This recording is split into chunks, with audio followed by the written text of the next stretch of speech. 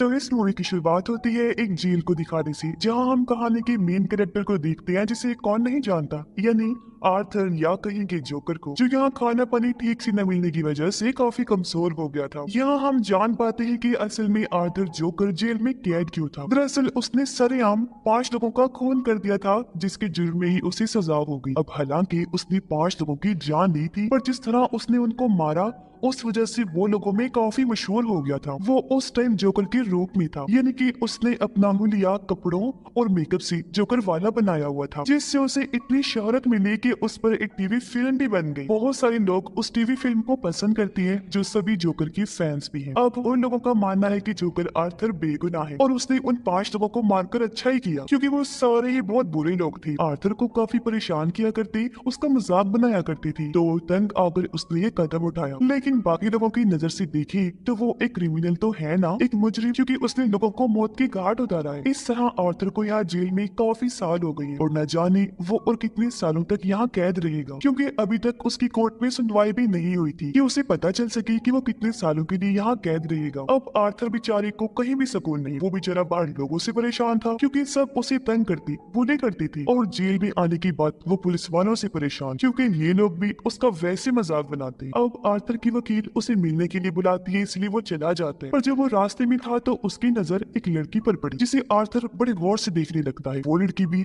Arthur पर से नजरें हटा ही नहीं रही थी। गौर से देखने के बाद वो उसे शूट करने जैसा इशारा करती है। इस लड़की का नाम ली होता है, लेकिन फिर पुलिस वाले आर्थर को वहां से ले जाते हैं और वो आकर अपने वकील से मिलता है, जो उसका केस लड़ने वाली। अब एक तरफ उसकी वकील आर्थर का केस तो लड़ रही थी, लेकिन साथ साथ उसका फायदा भी उठा रही। जैसे आजकल आर्थर काफी मशहूर था, तो हर जगह बस उसका ही चर्चा सुनने को मिल रहा था। तो इसी चीज का फायदा उठाकर वकील कुछ रिपोर्टर्स को अपने साथ यहाँ लेकर आती है, ताकि वो आर्थर का इंटरव्यू ले सके। वो बस उसे इतना कह देती है कि ये लोग तुमसे बस थोड़े बहुत सवाल करेंगे और तुम्हें इन्हें अपने बारे में बताना। तो आर्थर उसकी बात मानकर उठा और इंटरव्यू वाले कमरे में आ जाता है। अब वो ऐसा करना तो नहीं चाहता था, क्योंकि उसे रिपोर्टर्स पसंद नहीं थी, पर अपने वकील की बात मानकर उसे ये इंटरव्यू देना पड़ता है, क्योंकि आखिर वो भी जेल से छूटना चाहता है। अब इंटरव्यू के दौरान उसे कुछ ऐसे सवाल पूछे जाते हैं जो उसे बिल्कुल पसंद नहीं आते। बेशक वो उन सवालों के जवाब दे देता है, लेकिन अंदर ही अंदर उसे बहुत गुस्सा भी आ रहा है, क्योंकि गुजरे हुए बुरे टाइम को उसके सामने ताजा किया जा रहा था, जो उसे मुश्किल में डाल देता है। लेकिन वो फिर भी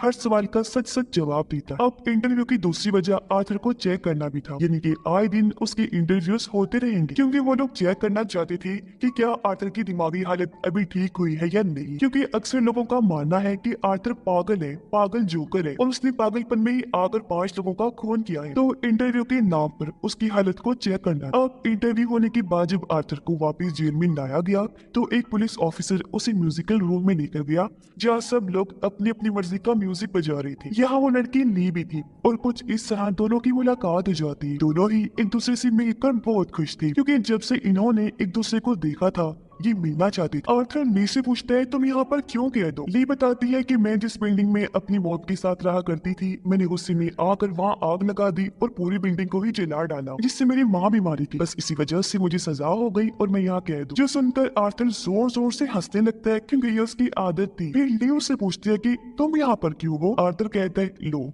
क्या बात कर रही हो, तुम्हें नहीं पता मैं यहाँ कैसे? हर कोई तो जानता है कि मैंने 5 लोगों का खून किया है, इस जुर्म में ही सजा काट रहा हूँ। अब इस तरह रोज दोनों एक दूसरे से मिलती थी और इनकी दोस्ती हो जाती है। एक दिन तो ली आर्थर को ये तक कह देती है कि चलो हम दोनों यहाँ से भाग चलते हैं, पर वो ये कहकर मना कर देता है कि नहीं नहीं, मैं ऐसा नहीं कर सकता, क्योंकि वो लोग मुझे गोली मार देंगे। असल में ली उसे मन ही मन में पसंद करने लगी और वो यहाँ से भागकर अपने आगे की जिंदगी आर्थर के साथ गुजारना चाहती, पर उसके मना करने पर जाहिर है ये होने वाला तो था नहीं, इसलिए ली को थोड़ा बुरा लगता है।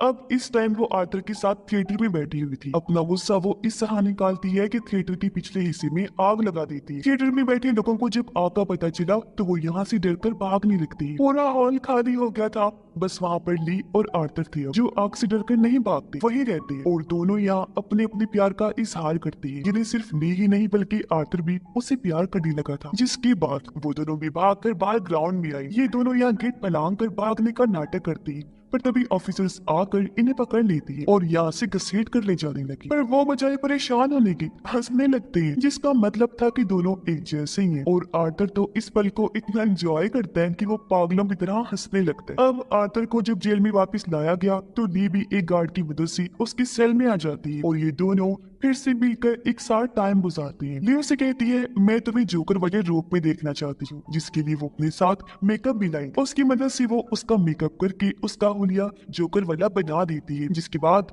वो काफी इंजॉय करते हैं। अब अगले दिन वकील फिर से आर्थर से मिलने आती है क्योंकि वो उसका एक और इंटरव्यू लेना चाहती थी। वो अपने साथ अच्छे से अच्छे रिपोर्टर को लाती है ताकि वो सवालों के जरिए उसके दिमागी कंडीशन का पता लगवा सके। अब आर्थर अपने गुजरे हुए टाइम पर बात नहीं करना चाहता था क्योंकि वो डिस्टर्ब हो जाया करता था, उसे बुरा लगता था। पर ये रिपोर्टर बार बार उसकी पास्ट माजी को लेकर ही सवाल करती थी। अब उसने अपनी माँ का खून भी किया था, जिस बारे में ये वाला रिपोर्टर पूछने लगता है। पर ये सुनकर आर्थर इतना डिस्टर्ब हो गया कि वो रिपोर्टर पर गुस्सा करने लगता है। हालांकि इससे पहले वो शांत बैठा हुआ था, लेकिन सजा पूरी हो गई थी, उसे छोड़ दिया गया था और अब वो जेल से बाहर जाकर टीवी पर आर्थर का इंटरव्यू देख रही हूँ। अब आज इस इंटरव्यू के बाद आर्थर की कोर्ट में पेशी होने वाली थी और जब उसे यानी जोकर को ले जाया जा रहा था तो सड़कों पर उसके चाहने वाले उसके फैंस की लाइन लगी हुई जो आर्थर का ही नाम पुकार रही थी और यहाँ उसे सपोर्ट करने आए थे, उसका साथ देने, क्योंकि वो चाहती थी कि आर्थर जल्द से जल्द जेल से छूट जाए और वो भी एक आजाद जिंदगी जिए। उसे भी जीने का हक है क्योंकि जिन लोगों को उसने मारा है वो इसी लायक थी और ऐसे लोगों का यही अंजाम होना चाहिए। कोर्ट के अंदर आर्थर जब आया तो अपने चाहने वालों में वो ली को भी देखता है। दोनों एक दूसरे को देखकर काफी खुश हो जाते हैं। फिर सुनवाई शुरू हुई तो दूसरा वकील खड़ा हुआ।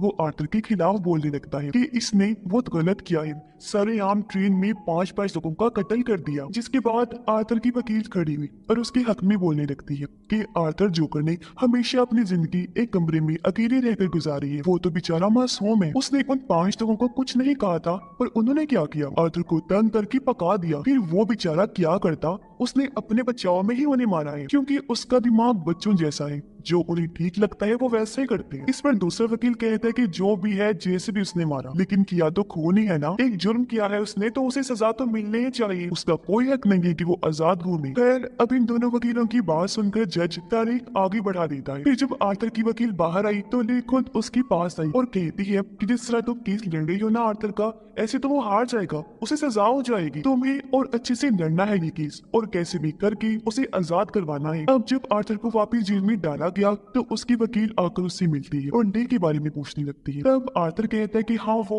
बहुत अच्छी लड़की है जिसे मैं प्यार करता हूँ और उस पर यकीन रखता हूँ। इस पर वकील कहती है कि तुम उसके बारे में जानते क्या हो, वो तुम्हें धोखा दे रही है क्योंकि देखो उसने कहा था कि मेरी मॉम डैड की मौत हो गई है, पर सच तो ये है कि उसकी डैड एक डॉक्टर है और माँ और बाप दोनों ही अभी जिंदा हैं।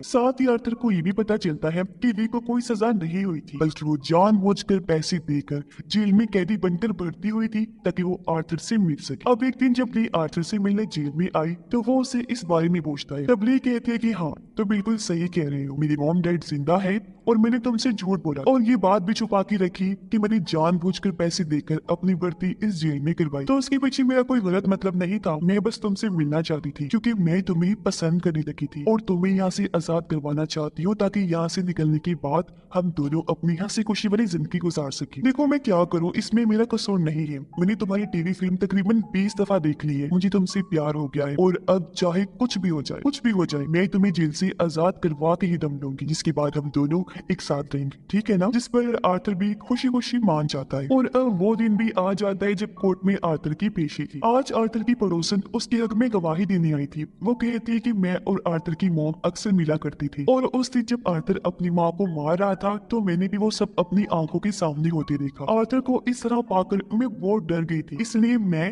अपने बच्चे को बचाने के लिए उसे लेकर दूसरे शहर भाग गई। पर जब मुझे पता चला कि आर्थर को जेल हो गई है तो मुझे बहुत बुरा लगा और मैं उसके हक में गवाही देने आ पहुंची क्योंकि उस बेचारे के साथ हमेशा गलत होते आया है, उसने कभी किसी का बुरा नहीं चाहा। और हाँ, जब आर्थर अपनी माँ को मार रहा था तो उस टाइम वो जोकर वाले रूप में था। तब मैंने गौर किया कि ये आर्थर नहीं बल्कि ये तो सचमुच का जोकर है। इसलिए मेरा मानना है कि जितने भी खून हुए हैं वो आर्थर ने नहीं किए बल्कि इसके अंदर की छुपे हुए जोकर ने किए हैं, जिससे लोगों ने मजबूर किया है। अब ये सुनकर आर्थर के अंदर जैसे एक हिम्मत सी आ गई थी। उसका इतना दिमाग खराब हुआ कि वो सबके सामने उठकर खड़ा होकर चिल्लाने चिल्लाने लगा और जज से कहता है कि अब मैं अपना केस खुद लड़ना चाहता हूँ, मुझे किसी वकील की जरूरत नहीं है। जो कहकर वो अपने वकील को छोड़कर वहां से चला जाता है। उसके इस फैसले से ली भी काफी खुश थी, क्योंकि उसे लग रहा था कि जोकर यानी आर्थर ने ठीक किया है। और अब वो दिन आ जाता है जिस दिन कोर्ट में उसकी पेशी होनी। उसकी चाहने वाली बाहर खड़ी होकर जोकर के हक में फैसला सुनने के लिए बेचैन थे। आर्थर अब खुद अपना वकील बनकर आता है तो वो जोकर बनकर ये केस लड़ने का फैसला करता है। इसीलिए वो पूरे जोकर वाली गेटअप में यानी कपड़े और मेकअप करके वैसा लुक बनाकर बड़ी आराम से वहां बैठा होता है। जैसे सुनवाई शुरू हुई तो उसका मुखालिफ वकील आर्थर की को वर्कर को लेकर आता है, जिसने काफी साल आर्थर के साथ काम किया था और उसे अच्छे से वो जानता था, तो वो भी बता सकता था कि आर्थर कैसा सरफिरा इंसान और जब वो जोकर के रूप में होता है तो वो कैसा बन जाता है। वो कहता है कि ट्रेन में जब जोकर ने उन लोगों का खून किया तो वो सब मैंने खुद होते हुए देखा था, क्योंकि हम दोनों एक साथ ट्रेन में चढ़ी थी। उसकी ये बात सुनकर आर्थर जोकर खड़ा हुआ। वो कहता है, अच्छा ये बताओ, जब मैं उनका खून कर रहा था तो तुमने किसे देखा? तो वो भी बिल्कुल पड़ोसन वाली ही बात कहता है कि मैंने आर्थर के अंदर जोकर को देखा जो ही उन लोगों का खून कर रहा था। अब उसकी इस गवाही पर आर्थर का दिमाग खराब हो जाता है एक बार फिर, और वो पुलिस वालों के खिलाफ उल्टा सीधा बोलने लगता है। वो कहता है कि ये लोग ऐसे हैं कि इन्हें किसी गवाहों किसी सबूतों की जरूरत नहीं पड़ती। इन्हें जो मिलता है, चाहे वो कसूरवार हो या ना हो, ये उसे उठाकर जेल में ले जाकर बंद कर देते हैं। और अगर उस दिन ट्रेन में पुलिस सही टाइम पर आ जाती तो वो भी देख लेती कि कसूर किसका है और मैं भी वो खून ना करता। यानी इस तरह आर्थर सारा इल्जाम पुलिस पर डाल रहा था। और बस आज की इतनी सुनवाई काफी होती है और डेट को फिर से आगे बढ़ा दिया जाता है। लेकिन जब बेचारे आर्थर को वापस जेल में ले जाया गया तो पुलिस उसे सबक सिखाने के लिए ले जाती है, क्योंकि आज उसने पुलिस के खिलाफ जो इतना बोला था तो उससे सबको बहुत गुस्सा था और वो उसे सजा देने के लिए उसे बहुत पीटते हैं। जी भरकर मारपीट करने के बाद वो उसे वापस उसके सेल में लाकर छोड़ देती है। अब 2 दिन बाद फिर से पेशी का दिन आ जाता है। आज तो ली भी जोकर वाले रूप में तैयार होकर आई हुई थी, क्योंकि उसे पूरी उम्मीद थी कि आज तो आर्थर लाजमी रिहा हो जाएगा। पर हम आर्थर के रूप में जो जोकर था उसके चेहरे पर मायूसी साफ साफ देख पाते हैं, क्योंकि वो हार मान चुका था। वो आखिर फिर कह ही देता है कि हाँ मैं मानता हूँ, मैंने बहुत गलत किया है और मुझे इस बात की शर्मिंदगी है, मैं अपना गुनाह कबूल करता हूँ। ये सुनकर ली को इतना गुस्सा आता है कि वो अपने लोगों समेत कोर्ट से उठकर वहां से बाहर चली जाती है, क्योंकि वो नहीं चाहती थी कि जोकर हार माने और कोर्ट के सामने इस चीज को कबूल करे। पर क्योंकि उसने अपने मुंह से अपना गुनाह कबूल कर लिया था तो ये केस तो अब वैसे भी खत्म हो गया था और अब बारी थी उसकी सजा सुनाने की। इसलिए वो जोकर से वापस अपने नॉर्मल रूप में आ जाता है और पता नहीं क्या सोचकर जोर जोर से हंसने लगता है। अब उसे ऐसे हंसता हुआ देखकर वो लोग जो उसके खिलाफ थे उन्हें गुस्सा आ गया। वो आर्थर पर टूट पड़े, उसे मारने लगते हैं, लेकिन वो हंसना अभी भी नहीं छोड़ता। वो कोर्ट के अंदर ही था कि तभी उसकी हंसने से बहुत जोरदार धमाका हो जाता है, जिससे पूरा कोर्ट तबाह हो गया। कुछ लोग इस हादसे में मर जाते हैं जबकि बहुत सारे लोग वहाँ जख्मी हालत में पड़े होते। अब जैसे तैसे आर्थर भी कोर्ट से बाहर आया, तभी उसे तबाह हुई जगह पर अपना एक फैन नजर आया जो भी जोकर के रूप में ही आया हुआ था। वो आर्थर को देखते ही पहचान लेता है कि यही असली जोकर है और उसे अपने साथ ले जाने लगा ताकि उसकी मदद कर सके। वो आर्थर को गाड़ी में डालकर यहाँ से दूर ले जा रहा था। इस तरह करके वो जोकर की मदद करना चाहता था, पर इसी बीच इनकी गाड़ी ट्रैफिक में फंस गई और पता नहीं क्यों आर्थर गाड़ी से उतरकर भागने लगता है। काफी दूर भागने के बाद उसे अपने सामने ली दिखाई देती है। आर्थर उसके पास जाकर कहते हैं, चलो अब चलो यहाँ से कहीं दूर भाग चलते हैं और वहाँ अपनी अलग दुनिया बसा कर रही, क्योंकि कोर्ट में पता नहीं कैसे अचानक धमाका हो गया और मैं वहाँ से फरार हो गया। ये सुनकर ली कहती कि नहीं, अब ऐसा नहीं हो सकता, क्योंकि मैंने जिससे प्यार किया था वो तुम नहीं हो सकती। मैंने एक नडर एक बहादुर इंसान से प्यार किया था, लेकिन मुझे क्या पता था कि तुम इतनी जल्दी हार मानने वालों में से हो। तुमने मुझे बहुत मायूस किया। इस तरह सबके सामने अपनी गलती को कबूल करके तुम्हें डट कर खड़े रहना चाहिए था। इसलिए अब मैंने भी फैसला कर लिया है कि मैं तुम्हारे साथ अपनी जिंदगी नहीं गुजार सकता। तुम तो एक बुज़दिल इंसान, जानती हो मैं तुम्हारे बच्चे की माँ बनने वाली हूँ और हमने जल्दी ही शादी कर ली थी। मैंने सोच लिया था, मगर मैं फिर भी तुम्हारे साथ नहीं रहना चाहती हूँ, क्योंकि मैं नहीं चाहती कि मेरे बच्चे को भी तुम्हारी जैसा बुज़दिल बाप मिले। जो कहकर ली वहाँ से चली जाती है और आर्थर बेचारा वहीं खड़ा रहता है। साथ ही मोली की बातों से पूरी तरह टूट गया था। उसे कुछ समझ नहीं आ रही थी कि मैं क्या बोलूं और क्या ही करूं। लेके जाने के बाद भी वो वहीं खड़ा रहा, पर वहाँ पुलिस आकर फिर से उस बेचारे को पकड़ लेती है और एक बार फिर से उसे जेल में डाल दिया गया। अब जेल में एक आदमी जो आर्थर के खिलाफ था वो बहाने से उससे मिलने आया और अकेले में ले जाकर गाना सुनाने के बहाने वो आर्थर पर हमला कर देता है। उसने खतरनाक हथियार से वार किया था जिससे आर्थर काफी जख्मी हो गया। उसका तेजी से खून बहने लगता है। वो तड़पते तड़पते नीचे गिर गया और उसकी आंखें बंद हो जाती है। वो बिल्कुल नहीं हिल रहा था, जो देखने से तो यही लग रहा था कि उसकी मौत हो गई है। अब क्या सच में आर्थर जोकर मर गया होगा? आपको क्या लगता है? इस बारे में अपनी राय का इज़हार कमेंट बॉक्स में जरूर कीजिएगा। इसके साथ ही ये फिल्म, ये कहानी भी इधर ही खत्म हो जाती है।